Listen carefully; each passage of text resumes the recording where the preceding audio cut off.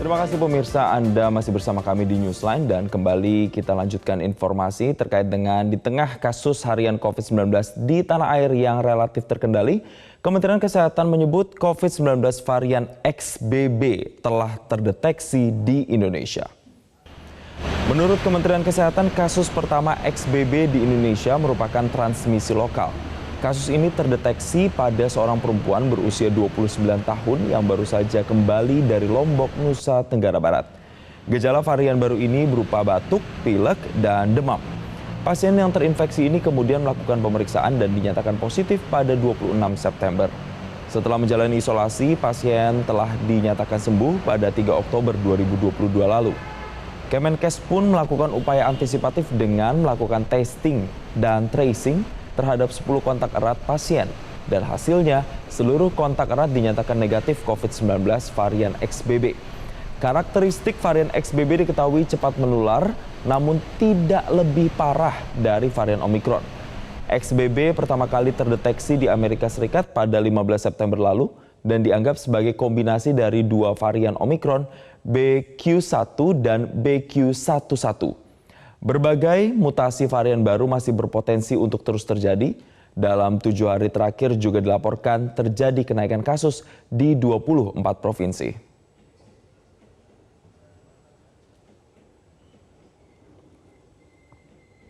Sementara itu pemirsa, di Eropa jelang akhir September lalu juga merebak varian BF7 yang merupakan kependekan dari BA5217 yang dijuluki Omicron Spawn. BF7 menyebar cepat di Belgia.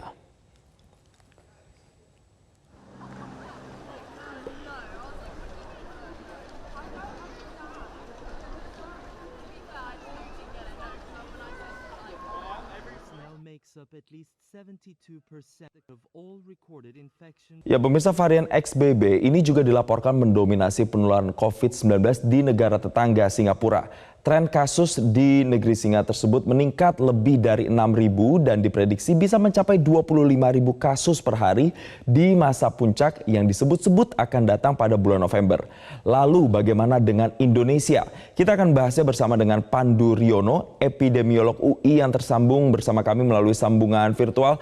Selamat siang Pak Pandu. Selamat siang, apa kabar Mas? Kabar baik, terima kasih Pak Pandu telah berbagi dan juga bergabung bersama kami di Newsline. Pak Pandu, ada varian baru lagi yang bermutasi masuk terdeteksi di Indonesia, XBB. Seberapa parahkah atau seberapa berbahayakah varian ini dibandingkan dengan varian-varian yang ada sebelumnya Pak Pandu? Ya, jadi kita akan terus menghadapi varian-varian baru karena memang SARS-CoV-2 ini, RNA virus itu akan selalu bermutasi. Jadi kita nggak perlu kaget-kagetan gitu kan.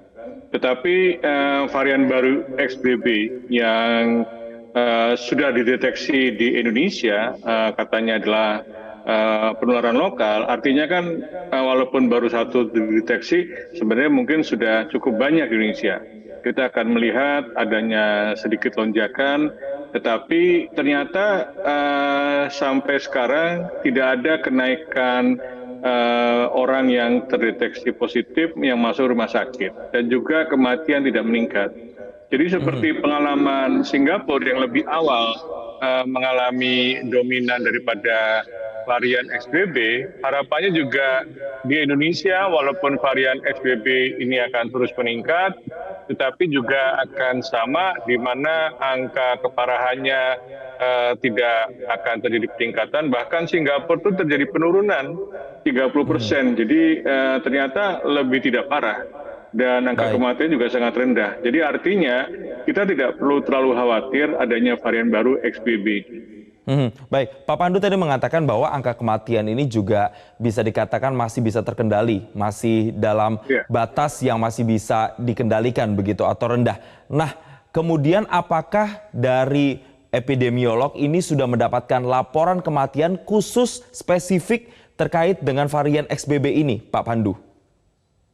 Iya, karena kematiannya rendah, kita sampai sekarang belum mendapatkan indikasi bahwa penyebabnya adalah varian XBB. Kan varian XBB baru ditemukan baru 1 orang ya dari orang yang baru pulang Jadi orang NTT yang baru pulang dari Lombok gitu.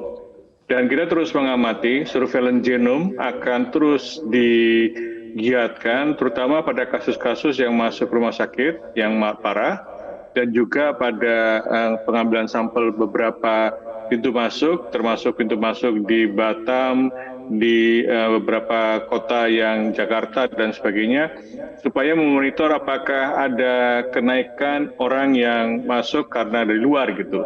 Jadi surveillance-nya alhamdulillah cukup kuat ya, dan banyak yang kita lakukan, dan yang paling penting adalah juga kematiannya rendah, tetap rendah, dan juga angka yang masuk rumah sakit juga rendah. Ini artinya ini juga berkat tingkat imunitas penduduk yang sangat tinggi. Jadi Singapura juga menyarankan penduduknya supaya terus mempertahankan imunitas dan meningkatkan vaksinasi booster. Baik, Pak Pandu, apakah Indonesia perlu kembali menguatkan lagi atau kemudian memperketat lagi aturan-aturan pada masa COVID-19 sebelumnya, seperti misalnya aturan perjalanan, harus menyediakan misalnya keterangan vaksinasi, atau harus antigen dulu, agar kemudian ini tidak terjadi lonjakan lagi, Pak Pandu? Perlukah upaya-upaya seperti itu untuk dilakukan lagi? Tidak perlu, itu sudah jadi sejarah sekarang. Ya, kita tidak akan melakukan pengetatan, peningkatan PPKM, misalnya juga pengetatan testing di mana-mana sebagai prasyarat untuk berkumpul atau melakukan perjalanan. Karena apa?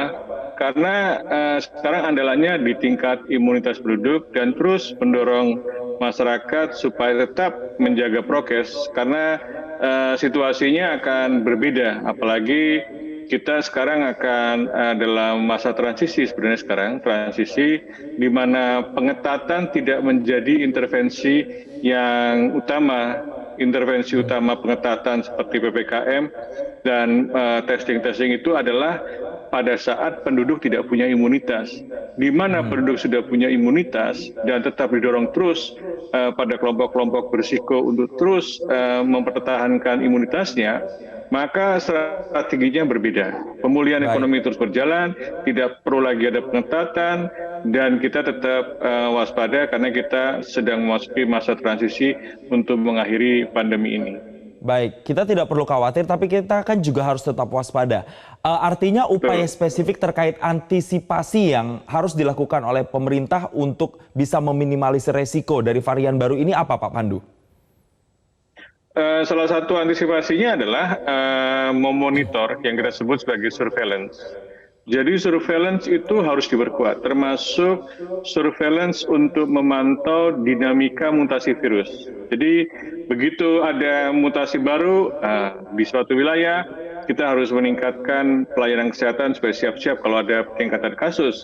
Ya, jadi kewaspadaan tetap jalan, dan kemudian dilakukan pengetatan, bukan pengetatan, tapi peningkatan cakupan vaksinasi. Karena vaksinasi yang paling penting adalah kelompok yang paling berisiko, yaitu kelompok lansia, kelompok dengan komorbid. Ya, jadi strateginya sudah berbeda. Jadi bukan berarti kita tidak waspada, kita waspada, dan dengan kewaspadaan itu kita bisa lebih bebas sekarang, dan kita tetap mendorong masyarakat supaya tetap menjaga prokes. Baik, Pak Pandu, kita runut lagi ke belakang. Dulu sempat ada varian baru Delta. Itu bisa dibilang menggegerkan, banyak orang harus membutuhkan tabung oksigen. Kemudian bermutasi lagi ada Omicron, dan sekarang ada varian-varian baru, kemudian yang terakhir ini XBB yang kalau kita lihat sebenarnya gejalanya semakin ringan. Apakah mutasinya semakin kesini itu semakin melemah, Pak Pandu? Iya, ternyata dari hasil evaluasi teman-teman yang mengerti ahli genom daripada virus, itu dari mempelajari perubahan-perubahan lineage and sublineage dari perubahan-perubahan protein virus, ternyata semakin lama semakin mengerucut. Artinya tidak lagi jadi heterogen. Artinya makin lama akan mengerucut ke arah yang mungkin akan lebih mudah menular, tetapi tidak akan meningkatkan keparahan. Jadi insya Allah sih kita harapkan terus terjadi, sehingga penduduk yang sudah mempunyai imunitas tidak perlu khawatir lagi, dan juga kita percaya bahwa makin lama pandemi ini akan selesai di tahun 2022 ini. Ya, apakah ini juga berlaku untuk mereka yang lansia dan juga memiliki komorbid? Karena kalau kita melihat dulu, nampaknya lansia dan juga orang yang memiliki komorbid ini kan bisa dibilang kelompok khusus yang kesiagaannya harus levelnya lebih tinggi dibandingkan orang yang tidak komorbid atau belum masuk usia lansia, Pak Pandu.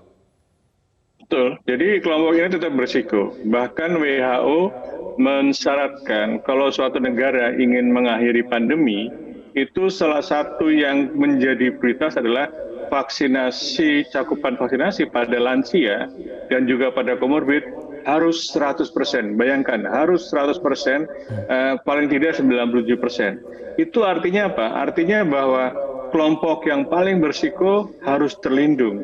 Terlindungi dengan apa? Dengan imunitas yang baik, yang tinggi. Karena dengan imunitas yang baik, maka tubuh kita antibodi yang melakukan menetral itu akan bisa mengantisipasi setiap varian baru. Jadi orang mengatakan apapun variannya, kalau kita punya imunitas yang cukup tinggi, insya Allah kita akan bisa mengatasinya. Ya, kuncinya adalah memiliki imunitas yang tinggi dan jangan lupa untuk kemudian memproteksi diri dengan vaksinasi. Tapi pertanyaan besarnya adalah, ini kan selalu bermutasi. Kapan sebenarnya Pak Pandu, dari pandemi ini bisa kita bertransisi ke endemi?